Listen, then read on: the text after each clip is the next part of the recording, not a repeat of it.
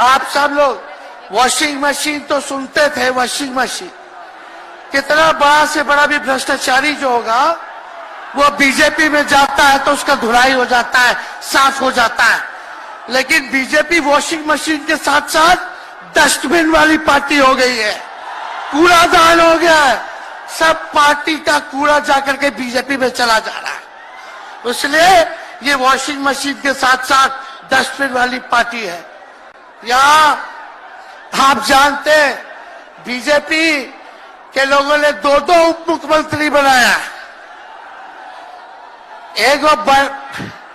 एगो foul mouth है, अनाप शनाप बोलता है, और दूसरा जो है लाउड माउथ है, बड़बोला है।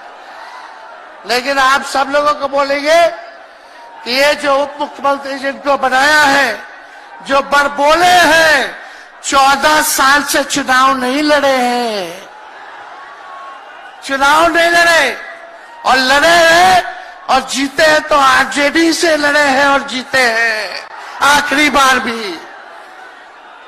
अरे हमारे चाचा तो पलटी मारते ही है, लेकिन सम्राट चौधरी भी काम नहीं है, 5 पार्टी बदल चुके हैं और आज तक चुनाव नहीं लड़े। तो ज्यादा हम लोग क्या कहें।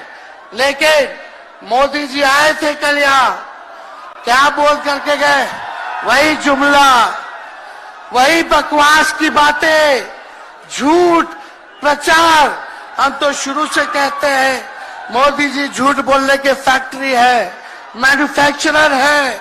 मोदी जी होलसेलर के साथ डिस्ट्रीब्यूटर भी है झूठ बोलने के। आप लोगों ने पिछले बार 40 में से 39 एमपी बीजेपी को जिताया।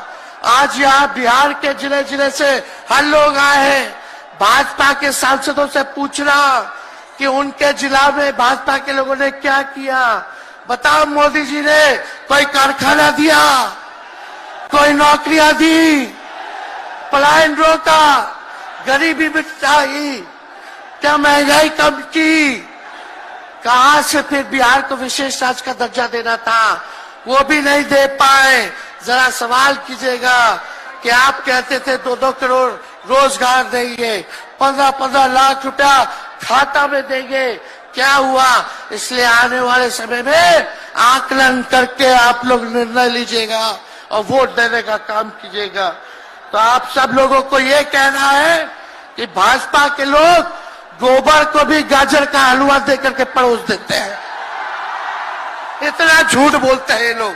बताओ, गोबर को गाजर का हलवा बना करके दे देते हैं, परोस देते हैं। झूठा लोग है ये लोग। इसलिए कल आए थे प्रधानमंत्री जी, बोल रहे थे हमारे पिता के बारे में।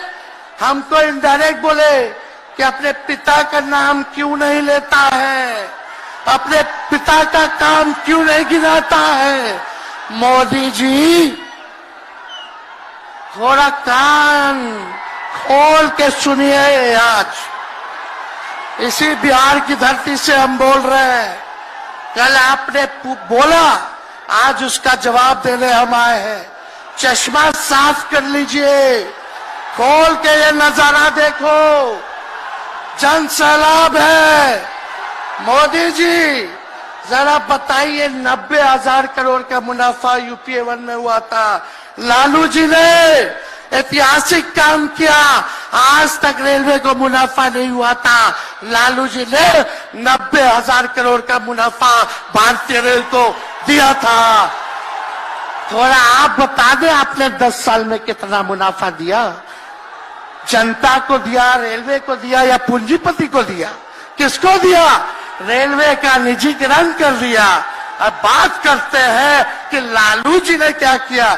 जितना कूली भाई था सबको नौकरी देने का काम किया, परमानेंट करने का काम किया।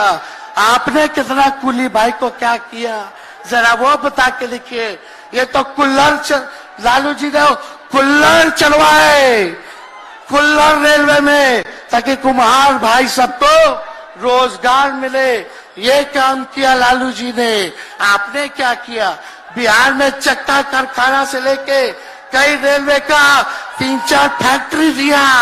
आपके रहते हुए 10 साल आपने क्या किया? अरे लालू जी मुख्यमंत्री थे जो देश में कभी नहीं हुआ। मानसिक गुलामी से मुक्ति लालू जी ने दिलाया।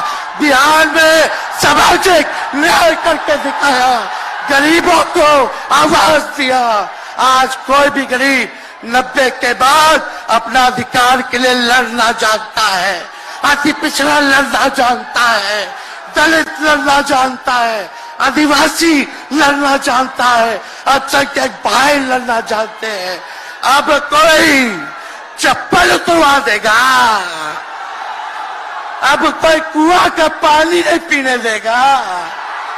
अरे अब कुआं का पानी नहीं, 10-10 को कुआं बना लेगा और जरूरत पड़े तो उन्हीं लोगों को पानी पिला देगा। क्या बात करते हैं ये लोग। इसलिए भाजपा के लोग केवल बकवास बोलते हैं, झूठ बोलते हैं, बोलते परिवारवादी लोग हैं, परिवारवादी लोग हैं। अरे पीछे सम्राट चौधरी बैठे हुए हैं, रामविलास पासवान जी के भाई बैठे हुए हैं, पारस जी, कई नेता बीजेपी में परिवारवाद के लोग हैं, तो वहां इनको परिवारवाद नजर नहीं आता है। मांझी जी का बेटा को मंत्री बना दिए, वो परिवारवाद नहीं है। तो इसलिए ज्यादा कुछ इन लोगों पे हम नहीं कहेंगे, लेकिन माननीय नीतीश कुमार जी यू टर्न जो लिए हैं, समझिए कि अब हमको लगता है कि राज्य सरकार को इंश्योरेंस और बीमा करा लेना चाहिए। अब मोदी जी कल कह रहे थे मोदी की बड़ी मजबूत गारंटी है, मोदी की गारंटी, मोदी की गारंटी। अरे मोदी जी जरा हमारे चाचा का गारंटी लेके दिखाओ।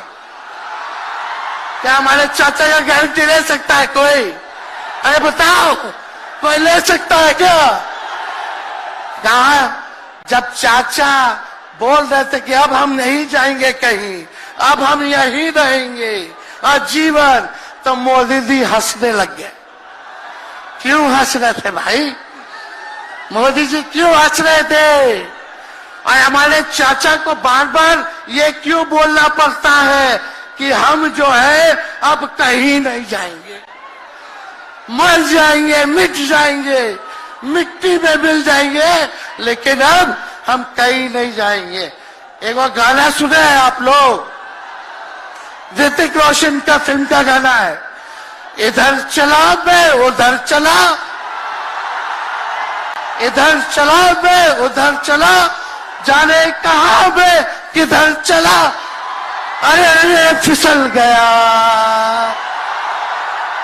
अरे चाचा जी, चलिए आप बुजुर्ग हैं, आपको यहीं से हाथ जोड़ करके प्रणाम। लेकिन एक बात तय है, जदयू 2024 में खत्म हो जाएगी, ये मेरा कहना है। बताओ सच्ची बात है कि नहीं? जदयू का कोई भविष्य है क्या? कोई भविष्य नहीं है। आप इधर चलिए उधर चलिए, अब आपका कुछ बचबे नहीं करेगा तो आप फिसल जाओगे, कहीं के नहीं रहोगे।